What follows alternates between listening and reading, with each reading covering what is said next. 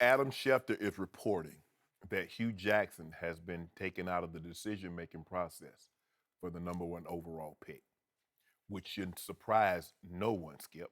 Because? Because if you look at this since Jimmy Haslam has been there, he fired Rob Chudzinski after 1 year. He fired Michael Lombardi after 1 year, after Michael Lombardi traded Trent Richardson in that terrible contract and that terrible player when they should have given Lombardi a 3-year extension. He fired Mike Pettin after 2 years when he forced Mike Pettin to take who, Skip? One Johnny Manziel. So if Hugh Jackson is as smart as I think he is, he should see the writing on the wall. This is probably Hugh Jackson's last year with the Browns. Now, after saying all of that, it appears to me Cleveland wants to take Myles Garrett and they want Trubisky. The only way they can make this happen, Skip, is they need to take Garrett first. They have the 12th pick in the first round. Now, because they have 2 first-round picks. They also have 2 second-round picks, 1 third. So they have the ammunition to move back up, say, into the top 5. I believe they can go to 5 with Tennessee. Trade with Tennessee, give them, switch places. They go to 5, Tennessee goes to 12. Because they're afraid the Jets will take Mitchell Trubisky. Right. Skip, they want Garrett and they want Trubisky. Yeah. The only way they can guarantee themselves that they're going to get both of these players, they must take Myles Garrett 1. If you do not take Myles Garrett 1, you're not getting him. That's done deal. Take Garrett 1.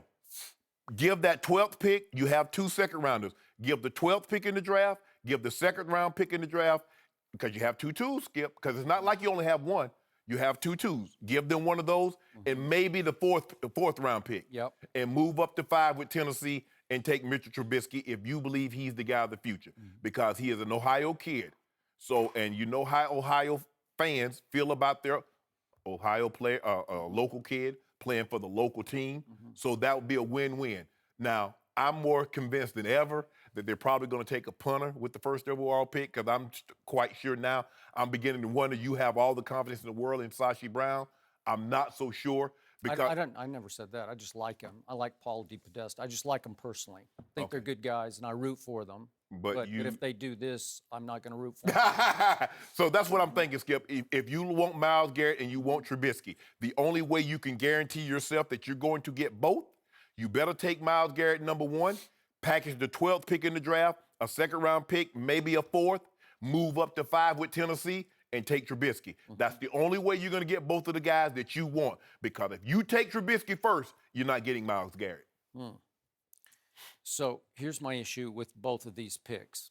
If the Cleveland Browns walk away late tonight with these 2 guys, Myles Garrett and Mitchell Trubisky, they will forever regret the 2017 draft because I don't get or see either one of these picks as high picks in this draft. And again, you and I have gone back and forth about Myles Garrett, and I think you're mostly on my page about this. But again, I just watch television. I don't break down coaches' tapes. But my screen test, as I call it, has been pretty accurate over the years. And if you don't see a college football player flash on your screen occasionally, if you don't see him dominate college football to the point that he starts to leap off your screen when you watch him in big games, he will not translate to the next level.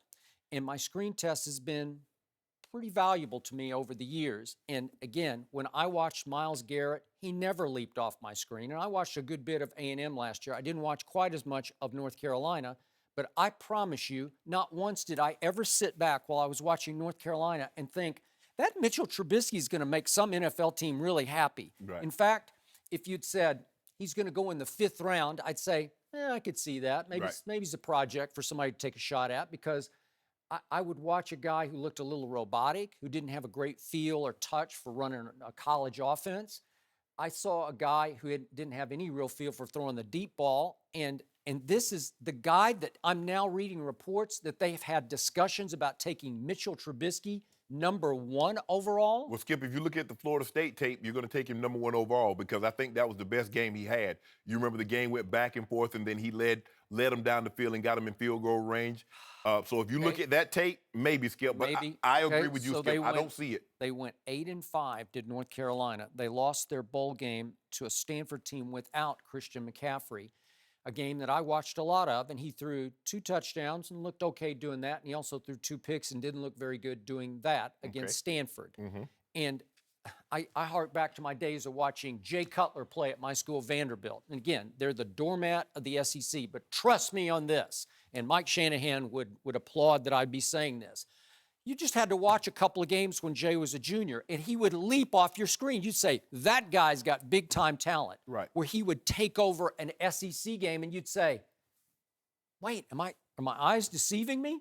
That guy, he's got athletic ability, he's got a huge arm, and he actually has a pretty good feel for throwing the football and making it all work against a far superior defense to his offense, right? Right. So again, Jay Cutler, a lot of people think he's been a quote-unquote bust in the NFL. I don't think you can go that far, but he's had his struggle. I mean, he's had a good to sometimes very good NFL career, but I don't think he ever maximized his total ability of what he could be. Now, whatever reasons that were, whatever reasons for that, I'm unsure. But you don't think he maximized his ability? No, I don't. But my point is, if you saw him in college, trust me, if you just watched one game on TV, you'd sit back and say, that guy might just be able to play in the National Football League because he looks like a starting quarterback. And Mike Shanahan, who knows a whole lot about quarterbacks, traded up to, if memory serves, 11 overall. 11. He was 11. 11 overall to snatch Jay Cutler. No, I wasn't surprised at all. The most shocking rise up the draft board in all my years of doing the draft, all of them, is Mitch Trubisky. I don't get it because I never saw any hint of this. I didn't either. And all of a sudden, people are vying for him at the top of the draft. The Jets are hot. For what?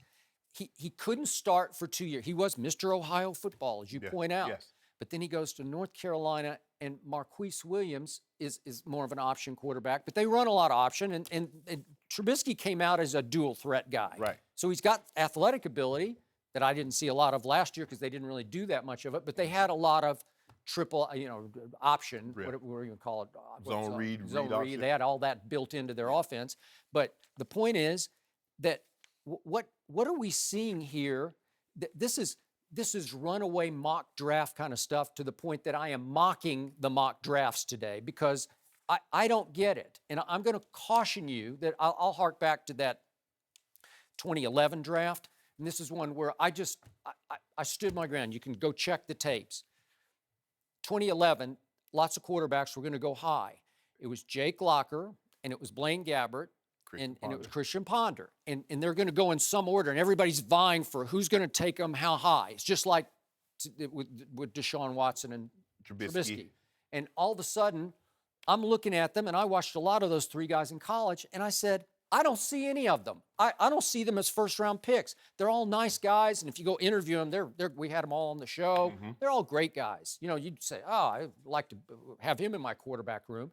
Can they play? Were they transcendent college quarterbacks? No. I didn't like Ryan Tannehill when he was at A&M, and maybe he's been better than I thought, and they did make the playoffs last year, so I give you that. But he's constantly frustrating you because he can do this, but he doesn't do that, and he can be a little thick-headed, and I just never loved him as a guy that you take to say he can take us to the promised land. That's the kind of guy Mitch Trubisky is. I mean, if you think about it, Skipper, you mentioned those guys in 2011. You mentioned Blaine Gabbert, Christian Ponder, and Jake Locker. 2 of the 3 out of the league. They are.